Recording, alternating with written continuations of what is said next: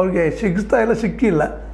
ಮತ್ತೊಂದು ಆರೋಪ ಕೇಳಿ ಬರ್ತಾಯಿದೆ, ಅವರು ಇವನನ್ನು ಚಿನ್ನಯ್ಯನನ್ನು ನಂಜಿಸಿ ಅವರಿಬ್ಬರು ಹೆಣ್ಣರ ಮೂಲಕ ಅವರು ಹೆಣಗಳೇ ಇರೋದ್ರೆ ಹಡಿಸ್ಲಿಕ್ಕೆ ಹೆಚ್ಚಿದ್ರು, ತಗ್ಗಿಸ್ಲಿಕ್ಕೆ ಹೆಚ್ಚಿದ್ರು ಅಂತೇಳಿ ಆರೋಪ ಇರ್ಬೋದು. ಅವ್ರು ಸತ್ಯ ಇರ್ಬೋದು, ಇವ್ರು ಸುಳ್ಳು ಇರ್ಬೋದು, ಆಮದು ಬೇರೆ. ಆದರೆ ಅಲ್ಲೇ ಇತ್ತೀಚೆಗೆ ನಮ್ಮ ವಿಠ್ಠಲಗೌಡನ ತೋರಿಸಿಕೊಟ್ಟಿದ್ದಾರೆ. ಅಲ್ಲಿ ಒಂದೇ ಕಡೆ 8-9 ಬುರುಡೆಗಳು, ಜೊತೆಗೆ ಅಸ್ಥಿ ಪಂಜರಗಳು ಎಲ್ಲ ಸಿಕ್ಕಿದ್ರು ನಾವು ಈಗ ನೋಡ್ತಾ ಇದ್ದೀವಿ. ಅಂದರೆ ಇದರ ಅರ್ಥ ಏನಪ್ಪ ಅಂತಂದ್ರೆ ಅಲ್ಲಿ ಕೊಲೆಗಳು, ಹತ್ಯೆಗಳು, ಅತ್ಯಾಚಾರ ನಿರಂತರ ನಡೀತಾನೆ ಬಂದಿದ್ದಾವೆ. ಆದರೆ ಇಲ್ಲಿವರೆಗೆ ಕೇಳೋ ಯಾರೂ ತಾಕತ್ತು ಮಾಡಿಲ್ಲ. ಅದಕ್ಕೆ ಇವರು ದೂರದಾರ ಪ್ರಯತ್ನ ಮಾಡಿದ್ದಾರೆ.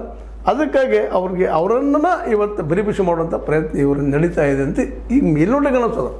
ಬೇಡ, ಇವರು ಸುಳ್ಳು ಇರ್ಬೋದು, ನಮ್ಮ ಹೆಗ್ಗಡೆ ಅವರು ಸಜ್ಜವಂತರು ಇರ್ಬೋದು, ಅದು ಎನ್ಕ್ವೈರಿ ಆಗಿರಲ್ಲ. ಅವ್ರದ್ದು ಯಾಕೆ ಎನ್ಕ್ವೈರಿ ಆಗ್ತಾಯಿಲ್ಲ? ಹೆಗ್ಗಡೆ ಅವರು ಎನ್ಕ್ವೈರಿ ಯಾವಾಗ, ತನಿಖೆ ಯಾವಾಗ ಅನ್ನೋದು ಇವರೆಲ್ಲರ ಮತ್ತು ಜನಸಾಮಾನ್ಯರ ಪ್ರಶ್ನೆ. ಇದಕ್ಕೆ SIT ಆಗಲಿ, ಸರ್ಕಾರ ಆಗಲಿ ಉತ್ತರ ಕೊಡಬೇಕಾಗ್ತದೆ. ಏನೂ ಆಗಲಿ, ಸರ್ಕಾರ ಒಂದು ಪ್ರಾಮಾಣಿಕವಾದ ಸತ್ಯ ಹುಡುಕುವಂಥ ಪ್ರಯತ್ನ ಮಾಡಲಿ ಅನ್ನೋದು ಈ ಸಂದರ್ಭದಲ್ಲಿ ಒತ್ತಡ ಈ ಹೋರಾಟಗಾರರದು. ಮತ್ತು ಈಗ ನಿಮ್ಗೆ ಹಿಂದಿನ ಎಪಿಸೋಡ್ಗಳು ಹೇಳಿದ್ದೀನಿ, ಹೆಣ್ಣುಮಕ್ಕಳು ಸಹಿತ ಹೇಳ್ತಾರೆ ಹೋರಾಟಕ್ಕೆ ಇಡೀ ರಾಜ್ಯವ್ಯಾಪಿ ಆಗ್ತದೆ ಈ ಹೋರಾಟ. ಈ ಹೋರಾಟ ಒಂದು ತಾರ್ಕಿಕ ಅಂತ್ಯ ಕಾಣಲೇಬೇಕಂತನ್ನುವಂಥ ವಾತಾವರಣ ನಿರ್ಮಾಣ ಆಗ್ಯದ.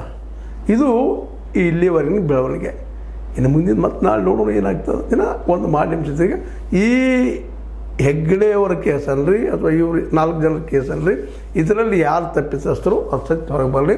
ಪಾಪ ತೀರಿ ಹೋದಂಥ ಅನೇಕ ಶವಗಳಿಗೆ, ಅನೇಕ ಜನರಿಗೆ ಅವರಿಗೆ ಒಂದು ನ್ಯಾಯ ಸಿಗಲಿ ಅನ್ನುವಂಥ ದಿಶೆಯಲ್ಲೇ ಇದೊಂದು ಚಿಕ್ಕ ಚರ್ಚೆ. ಇದು ನೀವು ಲೈಕ್ ಆಗಿರ್ಬೋದು, ಲೈಕ್ ಮಾಡಿ, ಶೇರ್ ಮಾಡಿ, ಕಮೆಂಟ್ ಮಾಡಿ, ಜೊತೆಗೆ ಸಬ್ಸ್ಕ್ರೈಬ್ ತಿಳಿಸ್ಬಿಡಿ. Real 16 ನ್ಯೂಸ್ ಅರ್ಥ ತಿಳಿಸಿದಾರದು ಸತ್ಯದ ಕೈಗನ್ನಡಿ ವಂದನೆ.